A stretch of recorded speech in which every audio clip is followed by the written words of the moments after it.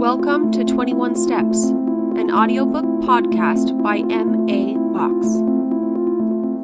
Chapter 1, December 2008. Derrick Sterling sat on the edge of his bed in the middle of the night, knowing that tomorrow he would be in a jail cell and the view would be very different.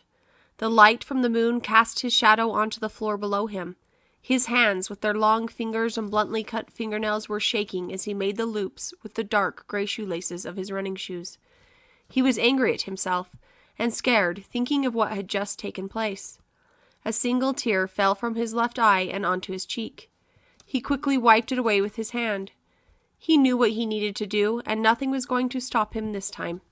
He quietly exited his room and started down the stairs.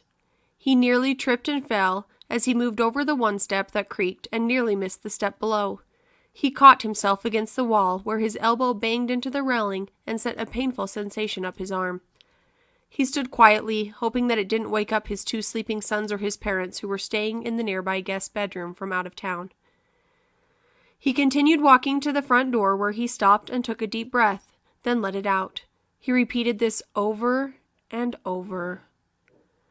All of the familiar scents of this place filled his nose. He turned to take one last look at the place that he called home, thinking to himself that he may never see it again. He took one more deep breath and turned to open the door. As he opened the door, a wave of cool winter air filled the room. Derrick stepped out into the cold, descending his front steps and beginning his journey down the cracked sidewalk, singing in his head, "Step on a crack and you'll break your mother's back," out of habit. He placed his left foot right on the center of a large vertical crack in the cement. He could feel the frozen humidity as it bounced off his nose and teeth. He was clothed in a worn-out black t-shirt, jeans with a hole in the left knee, and a pair of running shoes. But even with the frigid temperatures, he didn't feel cold. His eyes were open, but his vision was blurred by the tears. He walked along the sidewalk, moving away from his home toward the center of town. He couldn't focus. He felt like he never would be able to again.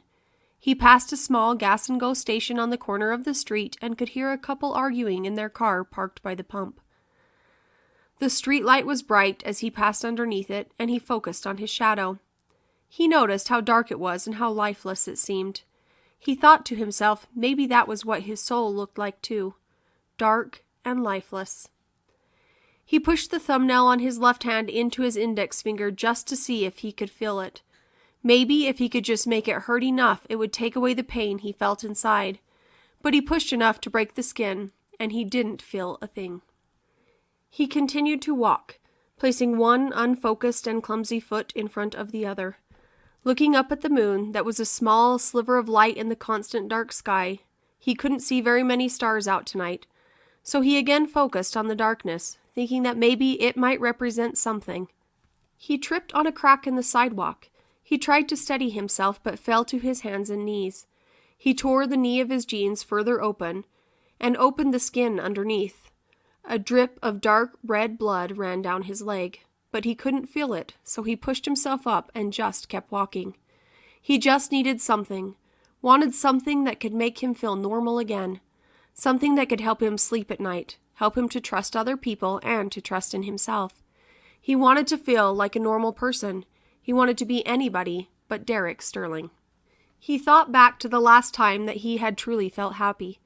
It was in the summertime, and he and his family had left town to go camping and fishing. He and his wife had loaded their two sons into the back seat of their brown station wagon that his mother had given to them after they got married. With his hands on the wheel, they had driven over 2 hours up the mountain. His wife sat in the passenger seat, her long brown hair covering her shoulders. She looked so small, with her big dark eyes set deeply into her face. If you didn't know her, you would think her eyes always looked a little sad, but that's just how they were, and Derrick knew that and loved that about her. The two boys were buckled tightly in the back seat of the car. The baby was sleeping. His head was rolled to the side, drool running down his cheek. His other son was 4 years old at the time, playing with a small blue truck in his lap, using his legs as roads and opening the doors and closing them again. He was wearing a blue hat with a green truck on the front, and his brown curly hair poked out in all directions under the bottom.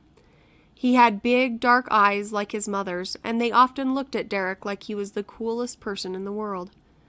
They played games in the car, sang, and his wife read to them. They camped by a small river that cut through the mountains like a snake, and when the sun reflected off the surface of the water, it caused a sparkle like the surface was covered in diamonds. He remembered his son casting his red Snoopy fishing pole into the water and waiting. He was so impatient at first and wanted to catch one so badly.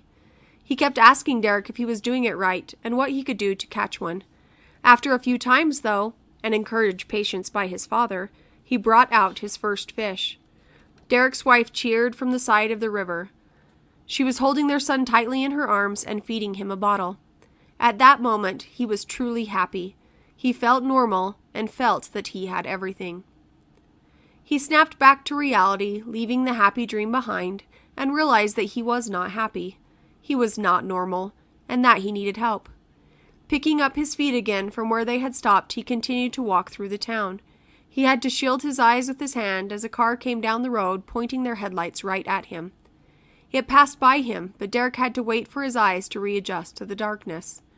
He continued on, passing by the local grocery store, the clothing store, the pawn shop, and the bakery outlet.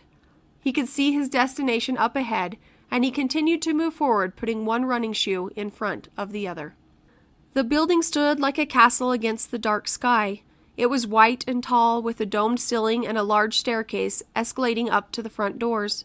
He took a forced deep breath again, and then another one. Derrick began to climb the steps. He could feel his heart racing in his chest, and he thought to himself that this was the first time he had been able to feel in so long. He reached the top of the steps and stopped to stare at the large wood doors before him. The glass window in the door read Hanover City Police. He reached out his hand to the large brass handle. The handle was cold against his hand, and he almost pulled away, but he didn't. He knew what he had to do. He repositioned his hand and pulled open the door. A wave of warm air passed over him as he stepped into the room. It was a small entry room that led into a long hall. There was a plant in the corner that was turning brown on the end of the leaves and curling over. Step 1. He moved forward, walking on the concrete floor toward the end of the hall. He could hear his footsteps bouncing off the walls as he stepped. 2. 3. Step 4. 5.